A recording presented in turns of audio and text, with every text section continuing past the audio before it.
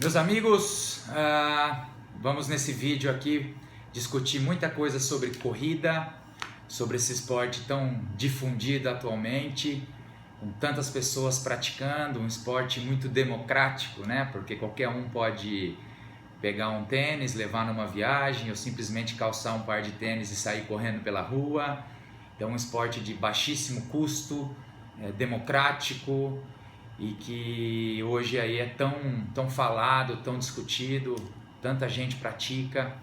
Então vamos hoje discutir alguns pontos bem importantes sobre esse mundo que é a corrida, principalmente a corrida de rua, que eu acho que é o tema principal aqui.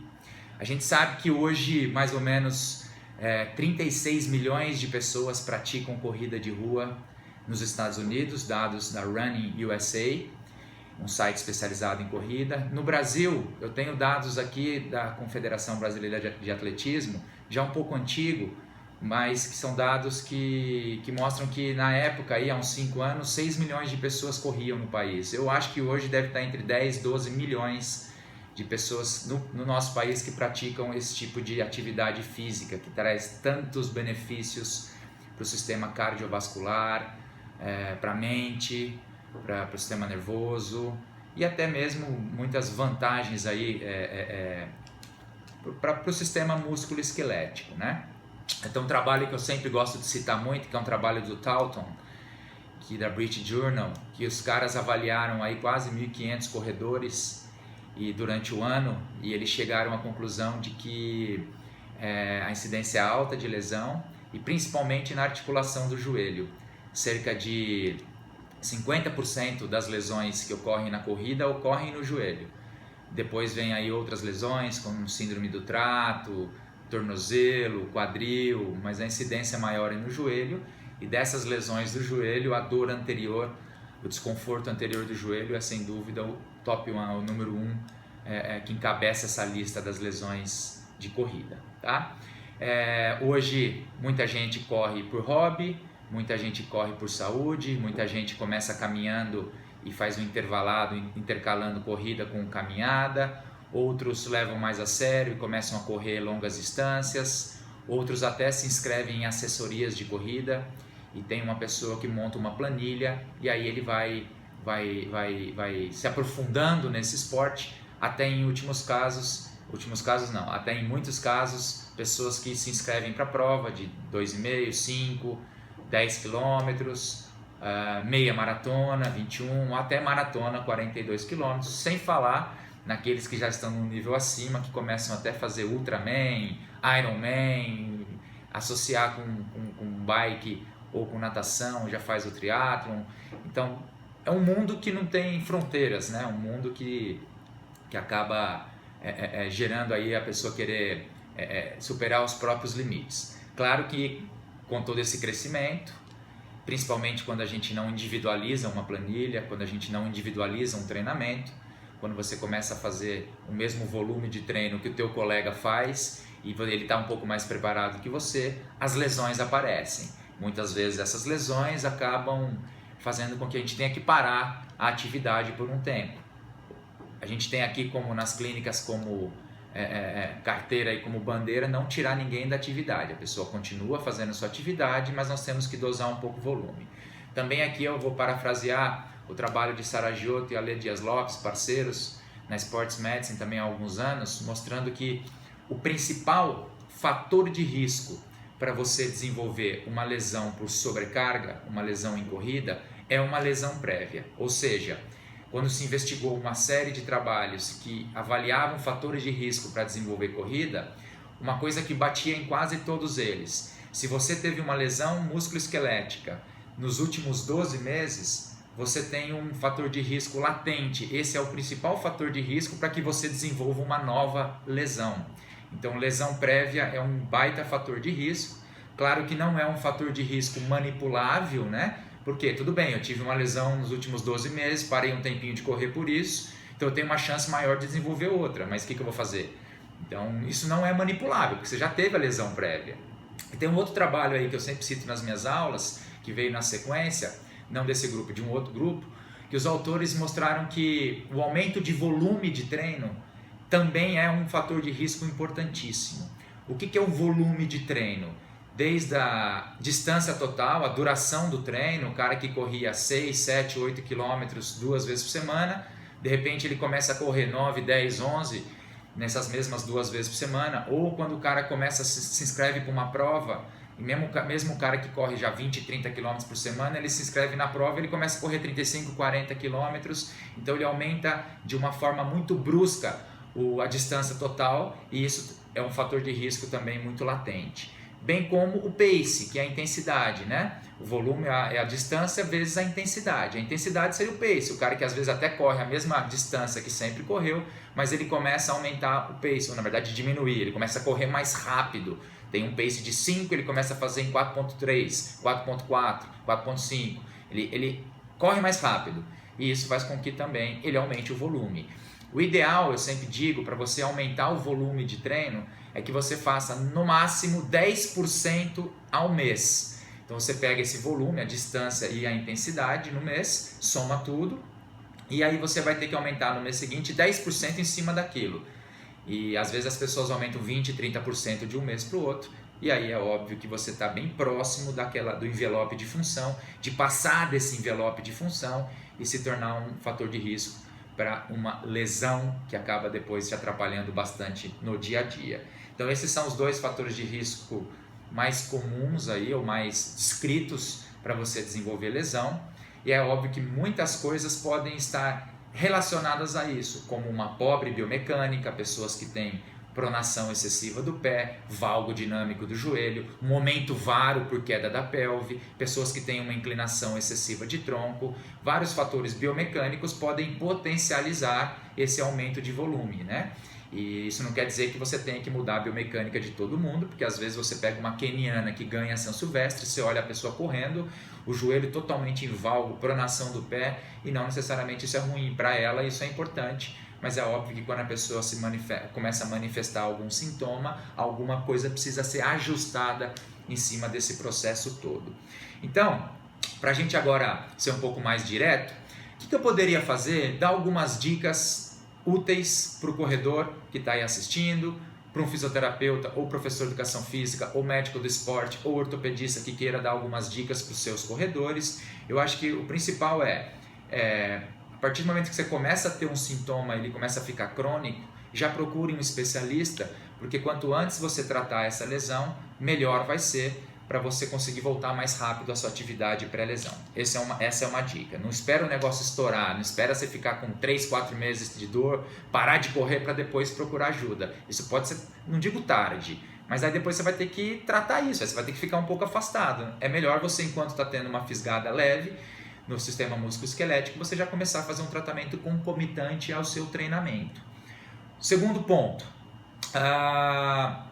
você tem que, além das questões nutricionais, que eu não vou entrar em detalhe, que nem é a minha área, além da questão de hidratação, de tudo isso, eu não vou entrar muito em detalhe, além de você fazer um check-up cardiovascular, também não vou entrar em detalhe, não é minha área, todos sabem a importância disso para você começar a fazer uma corrida. Mas eu diria que esse aumento de volume, então você vai começar uma corrida, você vai mapear qual é a quilometragem e o pace que você consegue correr, chegando no final e falando, estou tranquilo, não cheguei aos trancos e barrancos, eu cheguei bem. Então a primeira coisa é você determinar qual é o seu envelope de função. Quanto que você corre no mês, tanto em termos de frequência semanal, volume, né, que é a duração total, ou a sua intensidade, a velocidade, né, o pace. Qual é o ideal para que você chegue bem?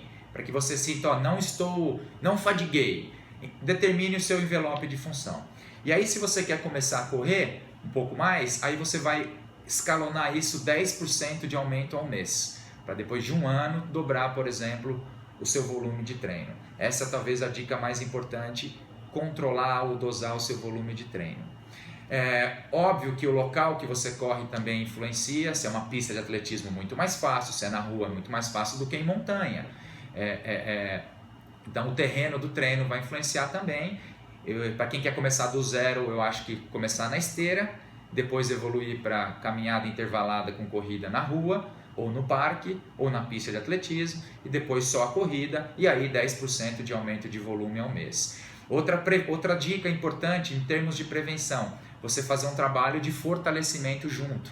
Então você fazer um pilates, uma musculação ou até as sessões de fisioterapia preventiva, para você trabalhar os músculos importantes da corrida, que são os músculos propulsores. Esses músculos, quanto mais fortes, mais ativos, mais ele vai evitar a sobrecarga articular. Então um trabalho de musculação, de fortalecimento, vamos dizer, não só a musculação, porque hoje tem inúmeras técnicas de fortalecimento, mas um trabalho de fortalecimento preventivo é importantíssimo para que você consiga correr com plenitude. Todo atleta de alto nível, todo atleta competitivo faz esse trabalho de corrida associado, tá?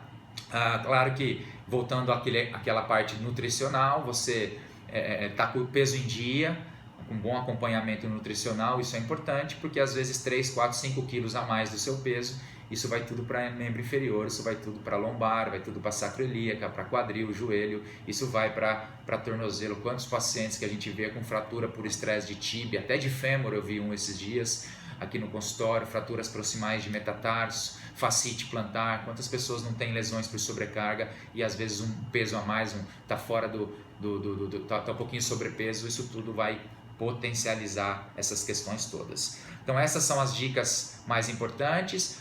Finalizando, um calçado também, eu indico sempre você ter 2 tênis no mínimo, de 2 ou 3, mas no mínimo 2, e que você intercale um tênis com o outro durante a corrida. O ideal é que você compre um tênis neutro, não vá por essa onda de tênis de pronador para quem prona o pé, de supinador para quem supina. Estou cansado de ver pacientes aqui, eu diria que uns 4, 5 nesses últimos 2, 3 anos, que estavam correndo com tênis neutro, e aí foram numa loja, viram que tem uma pisada pronada e comprou um tênis de pronador, e a partir do momento que comprou o tênis de pronador, depois de alguns meses ele teve uma fratura por estresse, porque às vezes ele precisa daquela pronação absortiva, de absorção, para absorver o impacto, e aí você põe um tênis de pronador que tem a base medial, tanto a palmilha como o próprio calçado solado mais rígida. Quando a pessoa vai pronar, essa pronação do pé ela bate de encontro com um solado mais rígido e isso desenvolveu uma fratura por estresse. O que eu sempre digo, tênis neutro, o mais confortável que tiver, não tem marca melhor que a outra, pega o tênis neutro, mais confortável para o teu pé. Se você quiser individualizar, faça um exame chamado baropodometria, tá aí o pessoal da Fit Solutions, meus parceiros, que é uma empresa hoje que tem essa característica de fazer palmilhas individualizadas. Você põe uma palmilha individualizada, que aí ele vai pensar de acordo com a área de pressão no teu pé, tá? Na tua anatomia, respeitando mais a tua anatomia e não forçando a barra de botar um supinador ou um pronador para quem tem pouca ou muita pronação. Então é óbvio que o calçado também é importante para isso, até porque quando você usa um tênis, você tem aí umas 24 horas até aquela espuma, até a palmilha ela voltar ao seu tamanho normal. Ela fica um pouco achatada, um micro achatamento. E aí depois dessas 24 horas é que ela volta ao normal. Então você precisa dar esse descanso para o tênis também de um dia, por isso que para quem corre todo dia eu recomendo intercalar 2 tipos de calçado e preferência modelos diferentes para dar um estímulo diferente para o pé o tempo todo. Essas são as dicas que eu queria dar para você conseguir não só orientar o seu cliente, orientar o seu paciente, mas você que é atleta que está assistindo, para que você possa fazer uma prevenção sozinho aí, ok? E agora eu vou falar sobre mudança biomecânica. Esse é um grande paradigma que nós temos atualmente, não só na literatura, mas um paradigma que nós temos nesse mundo da corrida. Será que eu tenho meu jeito de correr? Será que eu preciso mudar a minha forma de correr para que eu possa prevenir uma lesão? Ou pior, se eu já tenho dor, joelho, quadril, tornozelo, eu preciso mudar a minha biomecânica? Eu preciso fazer um retreinamento de corrida, um biofeedback para poder diminuir minha dor e voltar à corrida? Como é que nós estamos hoje em termos de literatura? Hoje a literatura mostra que se você faz um trabalho com biofeedback, um retreinamento de corrida, você tem sim uma grande chance de prevenir lesão.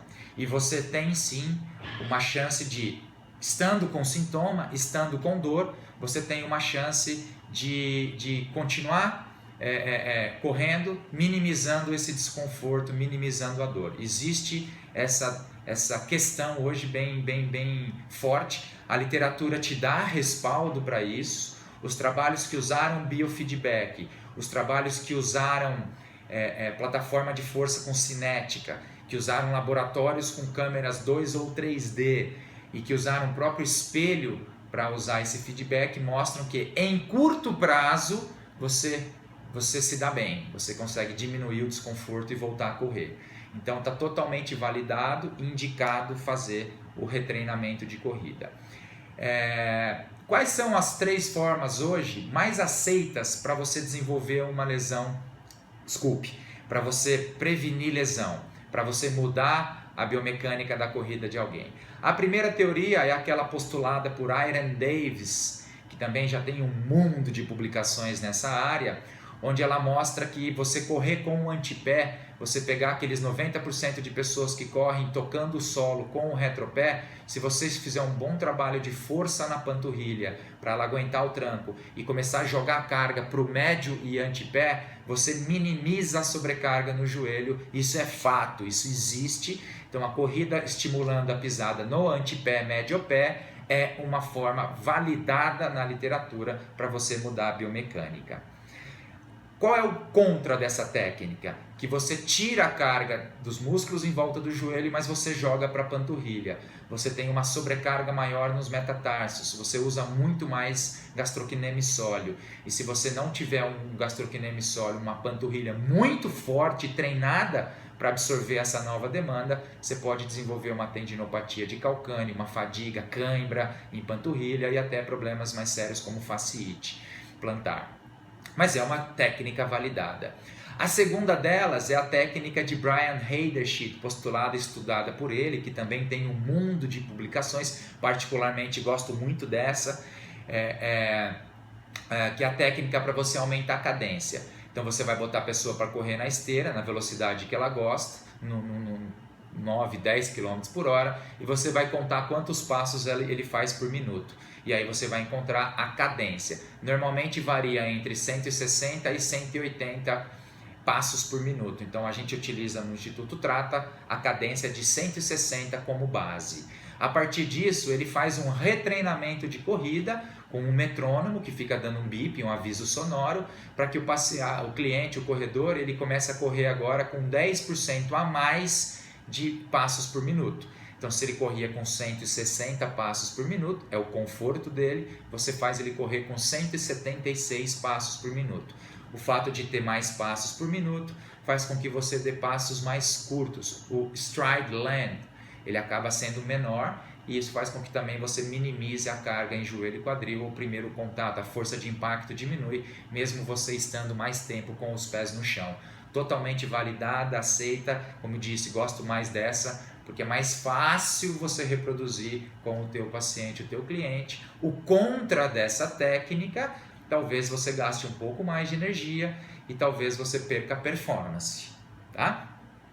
E a terceira e última técnica hoje bem forte é a técnica postulada por Christopher Powers, que foi inclusive o meu advisor, né, no pós-doutorado em Los Angeles. Ele defende o uso do glúteo máximo, principalmente, o fortalecimento do glúteo, fazendo com que você faça uma leve inclinação anterior de tronco.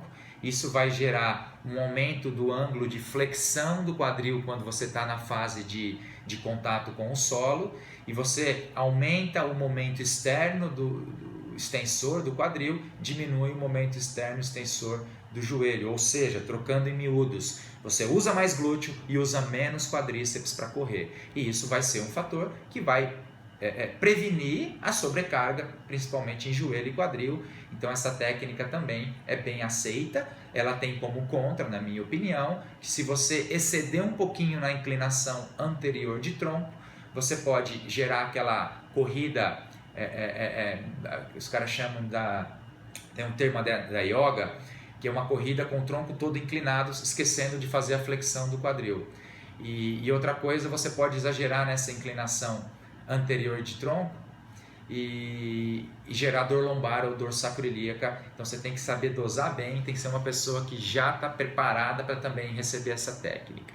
Essas três, Inclusive tem um curso chamado SORM, que é o maior evento do mundo científico em corrida, onde esses três estão juntos num palco, cada um defendendo o seu ponto de vista, quebrando o pau entre si. É um evento maravilhoso, eu recomendo a todos. SORM, Ciência da Medicina da Corrida, Science of Running Medicine. Evento fantástico, eu assisti nos Estados Unidos e com certeza vou assistir essa edição agora de agosto aqui no Brasil. Só que, como vocês perceberam, existem formas para você mudar a mecânica das pessoas correrem, tá? Então existe sim espaço para mudança biomecânica através do retreinamento e biofeedback. Entretanto, não tem um trabalho publicado até hoje avaliando o longo termo. Os trabalhos que avaliaram em curto prazo mostram que no ambiente clínico, no ambiente do laboratório ou na academia, o cara consegue na esteira fazer tudo isso que eu estou falando, essas mudanças. Mas a hora que você fala, vai e corre na rua sozinho agora, quando ele vai para a rua, é como se ele esquecesse tudo aquilo e na rua ele corre como sempre correu.